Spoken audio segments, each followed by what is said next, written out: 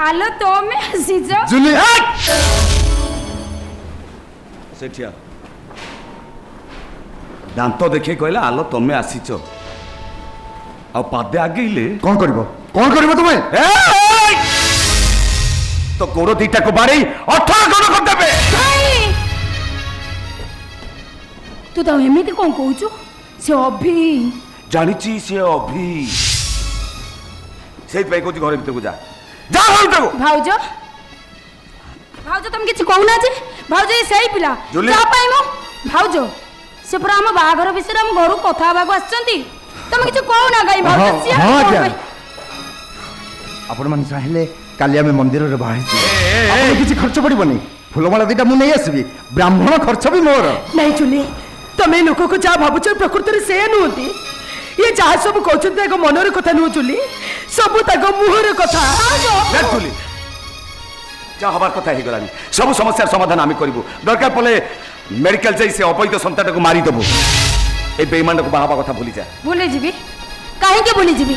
কেମିତି ভুলি যাবি? কাହିଁକି ନା ଗୋଟିଏ ଭୁଲକୁ ଲୁଚେଇବାକୁ ଯାଇ ଆଉ ଗୋଟେ ଭୁଲ କରୁଥିବା ଲୋକକୁ ମଣିଷ ତ ଛା ଭଗବାନ ବି କ୍ଷମା ଦିଅନ୍ତିନି। ମୋ କଥା ମାନ ଭଉଣୀ, ମୋ କଥା ମାନ। ଭୁଲି ଯା ତୁ ଏ ରାକ୍ଷସକୁ। ଶୁଣୁଛ ଜୁଲି, ତମ ଭାଇ କେମିତି ମତେ କହୁଛନ୍ତି ତମେ ଶୁଣୁଛ ତ? ଭାଇ ତୁ ଏତେ କଥା ଜାଣିଲା ପରେ ଶୁଣିଲା ପରେ ତୁ ତାକୁ ଏମିତି କଣ କହୁଛୁ? ଏ ପରିସ୍ଥିତିରେ ଯଦି ମତେ ଏକା କରି ଚାଲିଯିବେ ଜୁଲି ତାର ମୋ ଅବସ୍ଥା କଣ ହବ ଚିନ୍ତା କରି ପାରୁଛୁ ତ? ଚିନ୍ତା କରିଛନ୍ତି ବୋଲି ତ ତମ ଭାଇ ଏମିତି କଥା କହୁଛୁ। ଭାଉଜ ତମେ ବି ଶୁଣ ଚୁଲି, ତମେ ଯୋଉ ଲୋକକୁ ଏତେ ବିଶ୍ୱାସ କରୁଛ ସେ ହଉଛନ୍ତି ଏ ପୃଥିବୀର ସବୁଠୁ ବଡ଼ ଅବିଶ୍ୱାସୀ ମଣିଷ। ତମେ ଯୋଉ ଲୋକକୁ ଏତେ ଭଲ ପାଉଛ ତାଙ୍କ ମନରେ ତମ ପ୍ରତି ତାଠୁ ଅଧିକ ଛଳନା ଅଛି। ତମେ ମୁଁ ବେଇମାନ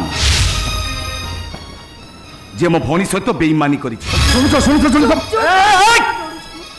ଯେତେ ଶୀଘ୍ର ପାରୁଛୁ ଘର ଛାଡ଼ି ଚାଲିଯା। ତା ନହେଲେ ମୋ ଭଉଣୀ ପଛେ ବିଷ ପିଉ କି ବେକରେ ରସି ଲଗଉ, ମତେ ଜେଲ ହେଇଯାଉ କି ଫାଶୀ ହେଇଯାଉ। ଏଇଠି ତତେ ବାଡ଼େଇ ବାଡ଼େଇ ମାରିଦେବି।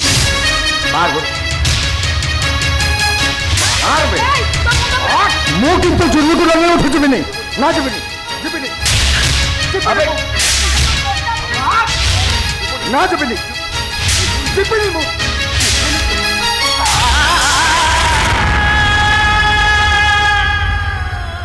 ଜୁଲି ହେ ଜୁଲି ତୁ ମତେ ମାରିଲ।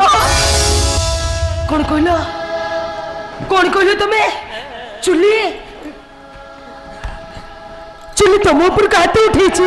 ଭଲ କରିଛି, ଠିକ କରିଛି ମୁଁ। ଚୁଲି ସେ ତମ ବଡ ଭାଇ। ଭାଇ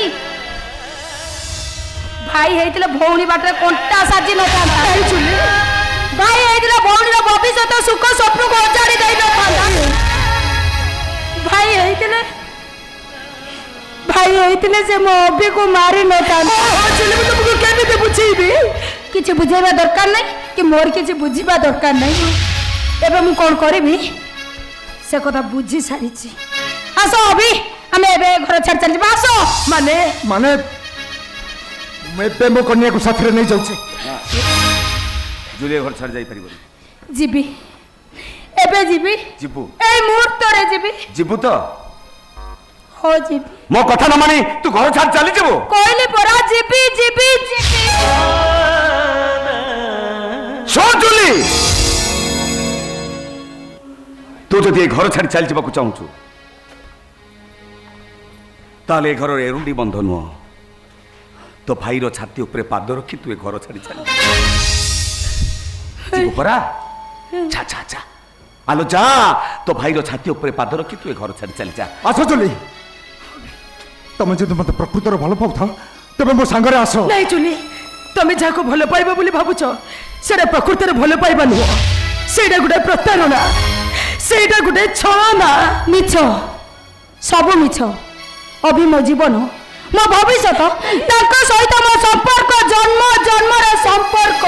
ଆଲୋ ତୋ ସହିତ ମୋ ସମ୍ପର୍କ ନିଶ୍ୱାସର ସମ୍ପର୍କ। ଏ ବାବୁଙ୍କ ସହିତ ସମ୍ପର୍କ ବିଶ୍ୱାସର ସମ୍ପର୍କ। ବିଶ୍ୱାସ କଟି ଯାଇପାରେ, ନିଶ୍ୱାସ କଟିଗଲେ ମଣିଷ ମରିଯା। କହ ଜୁଲି, ତୋ ପାଇଁ କିଏ ବଡ଼, ନିଶ୍ୱାସ ନା ବିଶ୍ୱାସ ବିଶ୍ୱାସ ନାଇଁ ନିଶ୍ୱାସ କହ।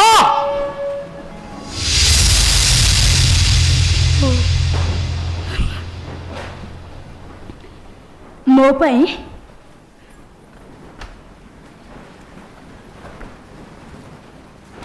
ମୋ ପ୍ରେମ ବଡ଼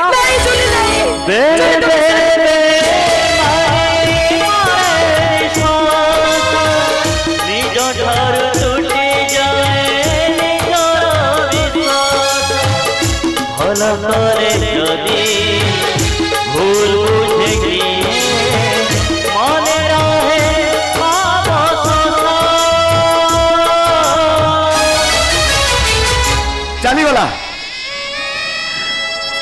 ଯୋଉଟା ମୋ କଥା ନ ମାନେ ଘର ଛାଡ଼ି ଚାଲିଗଲା। ଯେତେ କହିଲେ ମାନିଲେନି, ଚାଲିଗଲେ। ମତେ ସବ ବୋଲି ଭାବି ମୋ ଛାତିରେ ପାଦ ଦେଇ ଘର ଛାଡ଼ି କିଏ ଚାଲି ଜାଣେ ଅଭି ପାଖରୁ ସେ କେମିତି ଅବସ୍ଥାରେ ଫେରିବେ। ସେଇଟା ମଣିଷ ନୁହଁ ରାକ୍ଷସ।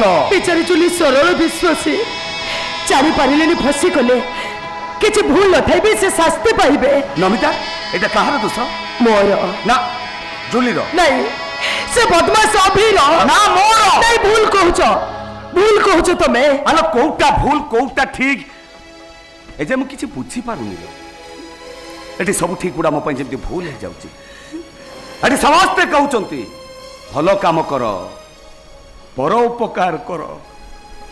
ଏଠି ଭଲ କଲେ ଦୋଷ, ମନ୍ଦ କଲେ ଦୋଷ, ଠିକ କଲେ ଦୋଷ, ଭୁଲ କଲେ ଦୋଷ।